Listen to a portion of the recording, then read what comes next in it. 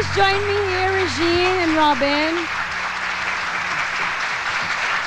Good morning, good morning. Good morning, Miss Lee. Good Ano ba morning to kami? everybody. Wow, talaga nga naman ang action star. Talagang tinalumba. Hindi ko nakita. Hindi ako makita pag Alam mo, kami kinikilig kami. Pinapanood namin kayong kumakanta. Ganon din ba ang feeling ninyo when you sing together? Tawa siya ng tawa eh. Ito naman di tama yung kilig yun. So, kinikilig Alam ka, mo, magtatalon Robin. ako doon. Ang pangit naman. Oo, tama naman. Eh, ikaw, Regine. Ako? Kinikilig ka. Oo. Ganun yung anak ko. Actually, napanood ko yung movie. Yung movie. Actually, trailer pa lang eh. Tinawagan ko yung director namin. Sabi ko kay Direk Joyce, Direk Joyce, parang kinikilig yata ako dun sa movie. Oo.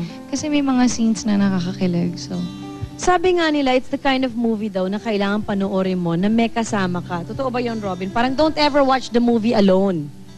Kailangan kasama mo daw yung pinakamamahal mo. Pwede rin pong alone. Dahil pagbalik mo doon, may kasama ka na. Ganon? So, dalawang beses mo papanoorin. Oo, dapat. Hindi, tsaka ang nakakilig daw doon, first time daw na hindi rugged ang look ni Robin. As in, super guwapo daw. guwapo siya dun. Oh, guwapo naman siya Guwapo yun naman eh. talaga si Robin, pero ang iniisip ko yung bang, sabi nila, wala daw dinala si Robin na kahit na isang piece of clothing. Ano siya Sa dun? set, pati yung mga damit niya, pinag-aralan, pati yung makeup, talagang... Buhok. Ano siya dun? Dashing. Init-init. Punong-puno ng spray net yung buhok. Ay, hindi ganyan ang buhok mo. No. Hindi, pinlansya nila. Paano plinansya? Papunta dito. Pag ganun, His mga hair was doktor. shorter eh. So, hindi ka naman nag-wig. No. No. Wave? Anong wave? Wig. Ayan daw, ayun. Yeah, his hair is Ayan ang look shorter. ni Rob. Pag nalaglag yung butiki Oh, sa Diyos buhok. ko, kiligin ba? Eh, kaya naman pala nakakilig. Gusto ko yan! Diba sa park? Kailang gaming kami, no? As if naman magagawa mo, hindi ka sa Pilipinas. Di ba? Well, anyway, mga kaibigan, ipinagtambal ang dalawang idol ng pelikulang ito. And when we return, makikilala natin the guys who idolize Robin and Regine. Stay tuned.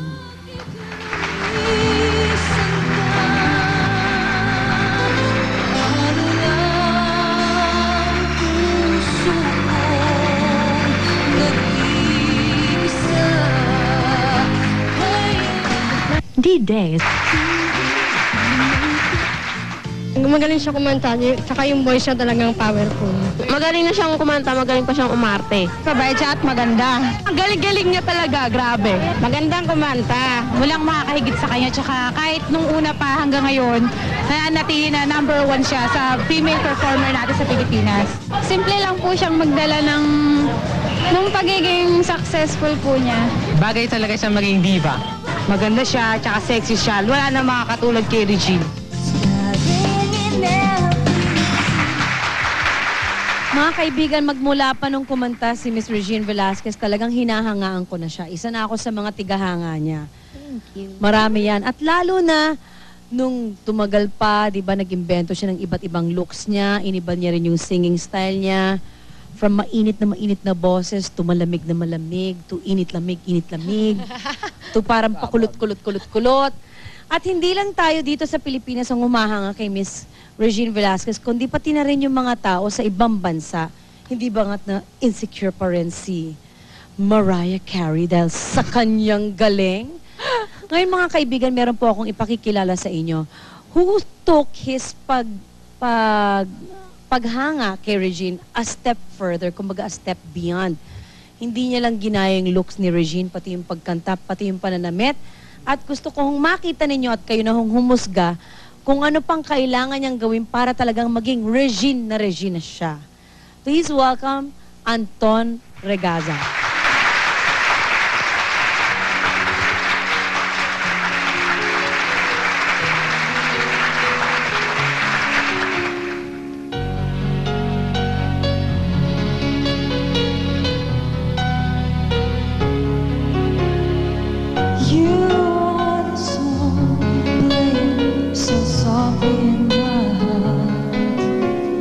I reach for you, you seem so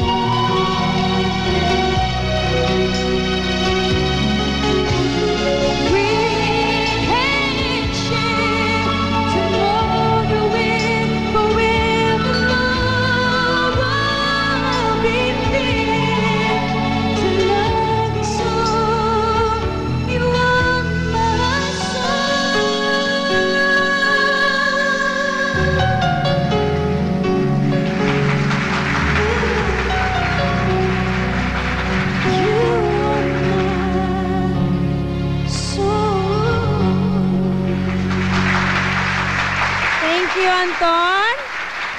O, diba? Kopyang-kopya ba, Robin? Super.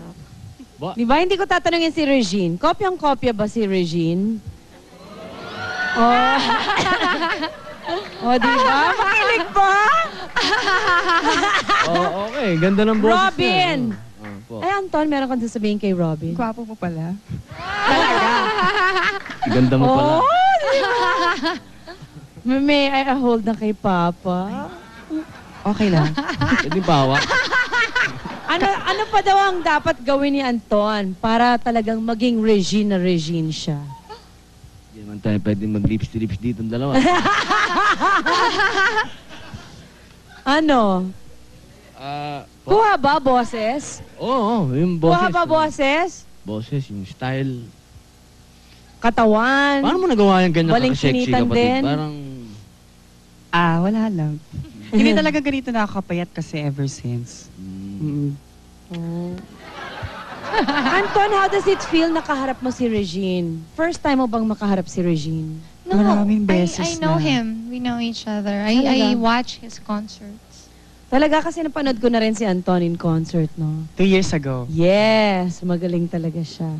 So, kumbaga dream come true ba na nakita mo na rin si Regine? Actually, tapos halos lahat ng pinangarap ko na-achieve ko na. Sabi ko nun sana makasama ko si Regine sa same stage which happened last April sa R2K The Concert. Tapos, I invited Talaga? them. yeah. I invited them kasi meron akong portion sa concert na parang mga impersonator. Sing alike. So I asked him to be there. Wow. Tapos- Actually, I wanted to say something na magaling siya talaga kasi may nagtanong sa akin noon na nagagalingan ka ba kay Anton? Ano yung feeling na ginagaya ka? Natutuwa ako kasi dati ako yung nanggagaya. Kasi marami akong idol sila yung ginagaya ko. Ngayon, may gumagaya na sa akin. Magaling pa yung gumagaya sa akin. Iba nga lang yung sex, pero but then, you know, hey. Hindi nga lang, That same makes sex, him but, nga more hey. magaling, di ba? Yeah, I mean, for a actually, guy to sing like exactly. a girl, mas mahirap I would yun. always nga tell everybody na magaling talaga siya. Kasi kung yung mga totoong babae, nahihirapan ng kantahin yung kanta ko. Maski Oo. ako, nahihirapan kantahin kanta yung mo. kanta ko. Pero siya parang wala lang. Di ba? Hindi tao yan Effortless. Siyempre, dapat gayahin niya yung pagka-effortless mo. Oo. Di ba? Sobra. Parang napapatanga si Robin. Hindi niya malaman kung anong gagawin niya kay Anton. Gawin mo na kung anong gusto mong gawin. Anong sabi niya? Gawin niya na raw kung ano yung gusto niyang gawin. Gusto kong tanongin, Robin, di ba si Regine kapag kumakanta, para daw siyang Ibong Adarna na, para bang what's that in Tagalog? No, para bang she's sort of, parang minamagnet ka, you know. Parang merong animal magnetism na, parang you're drawn to her. Di ba? Yung title nga ng album niya yun, Drawn. Parang hinuhugot ka, parang hinihila ka. Mientras kumakanta siya, lalo kang napapaganyan sa kanya, napapamangha ka. Totoo yun. Nung napapanood mo ba si Anton, meron ba siyang factor na gano'n? Mamangha ka. Sino naman di mamangha? Ha? Siyempre. Ha? Sino hindi na mamangha? Napakagaling niya. Oh, Huwag bakit mo akong ka? titigan ng ganyan, baka mahalikan kita.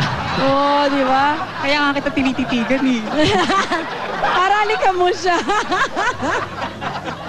Ano sa tingin mo, Anton, ang nagugustuhan ni Robin kay Regine nung nag-shooting sila? Anong mga ugali ni Regine? Maring ito ba'y pareho sa mga kaugalian ni Regine na hinahangaan mo? Siguro kasi si Reg, madali siyang lapitan. One thing na siguro yun. Tapos may pagka-playful. Parang may May sense of humor siya. She's Oo. childlike At saka, sometimes. masayahin talaga si Regine. Robin, anong nagustuhan mo kay Regine? As a Madami. person, ha? I'm not talking Madami. about mali siya na may gustuhan kayo sa isa't isa.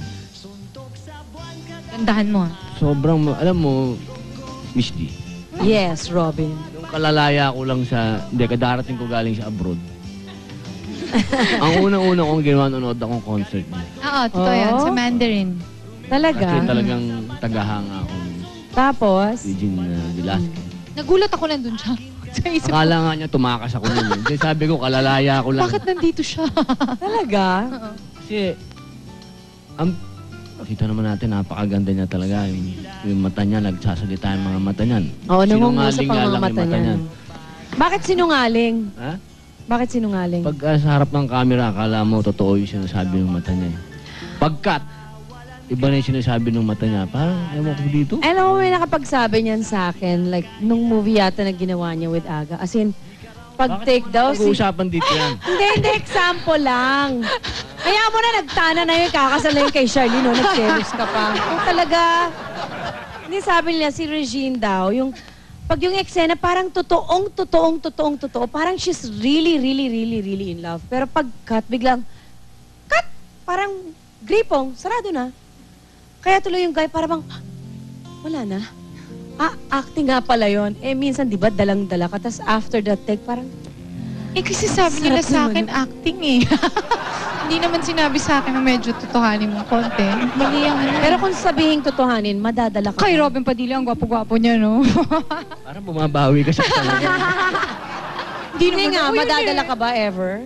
Ako? No, because it's, I suppose I do it because I wanted to protect myself. Because if you do that every Oo time, naman. I'd end up falling in love with All your leading men. all my leading men. Oo And then, naman. ang ending ko, I'll always have a broken heart, which we Which is kind of not don't good. want. Of course. Yeah, so it's... And kaya nga professional eh. Dahil Yeah, trabaho lang. trabaho walang yun. personal. Pero, Robin, kung sakasakaling one day talagang maging totoo yung mga roles ninyo sa pelikula. Kasi in the movie, di ba, super in love ka kay Regine. Naging true to life yun. Will you still be in love with Regine the same way that you were in love with her sa movie? Alam mo kasi, Miss Lee, ang Ano? problema. Oo. Ang type niya, wala sa akin. Oo? Una-una, Naku, dyan nag-uumpisa. una-una, hindi First ako may mo- team. Ha? Type niya Hindi ako maitim? singer. Sino maitim? Kilala mo yun eh. Ito na matagal naman yun eh. Maitim si... Oh! Hindi na ngayon. Wala na naman. yun, ano? May asawa na yun. Pakap Sabi ko na lang yun. na malabo. Yun. Pero di ba ang Muslim, you can have more than one? Kung kaya. Kung kaya. Kung kaya mo. Ang Jerry. Kung kakaya. He has more than one. Are you kidding me? Ay, sorry. He has more than I'm one just na ba? Are you kidding me? Nothing. Alam mo, sabi nila first movie mo daw to na wala kang action. Talagang behave. As in, guwapo, boy next door look si Robin Padilla. Di ba meron? Paano ka napapayag? Ganda ng role eh. Maganda yung role. Kasi yung role naman, Miss Lee, parang rugged pa din. Mm. Medyo parang siga-siga rin siya ron sa neighborhood Hoodlum nila. pa rin. Hindi naman siya hoodlum. Parang tigas lang siya ron sa neighborhood nila. Pati daw delivery ng ayos lines siya, mo, eh. iba. Ma'am? Pati daw delivery ng lines mo. Oh, yes ma'am. Kailangan. Huwag mo naman akong imam, para naman akong teacher. Di ba? Hindi. Tapos, yung look ko, sila nila direct ang Mm. Kung sila yung mukha daw ko mabango. Mabango naman ako ah. Oo naman. Kaya mo, kanina, di ba, pinag-uusapan natin ngayon si Regine. Mamaya, ikaw naman ang pag-uusapan namin. Lagot ka sa akin. Dami kong alam. Ay, baka lang. Okay? Hindi, wala akong alam tungkol sa kanya kasi ito, nakakahon ito eh. Of course not. Nakakahon. Si Regine pa. She's so playful. Madaldal yan, no? Yeah. Kuno-kuno lang yan. Buti hindi ka minake-upan ni Madaldal. Regine. Minake-upan ka ba ni Regine? Minake-upan ka ba? Hindi. Sama naman, ba't ako may makeup? Hindi makeup. Kasi makeup na foundation. May makeupan mo ako? Oo. Hindi ka naman nagpa-makeup eh. Masyado ako makatingin, Robin. Talagang titig to the Kaya max. ang alam ko, Sa eyes talaga to death. pinagkukuha na niya akong litrato. Yeah, I took his picture. When he had yung session namin, yung for the poster. I took some of his pictures. Saan mo naman nailagay yung mga retratong yun? Yung isa nasa unang ko. Akala ko baka nasa ibabaw ng kama mo. Tinititigan mo. Talaga. Parang totoo ah. Tama na, mukhang hindi na makakontrol si eh. Robin. Pause na muna tayo. Masyado, nafe-feel ko yung ano mo, yung energy mo, parang gigil na gigil ka na. Pause muna tayo, baka ma-sensor. Babalik ko kami mga kaibigan.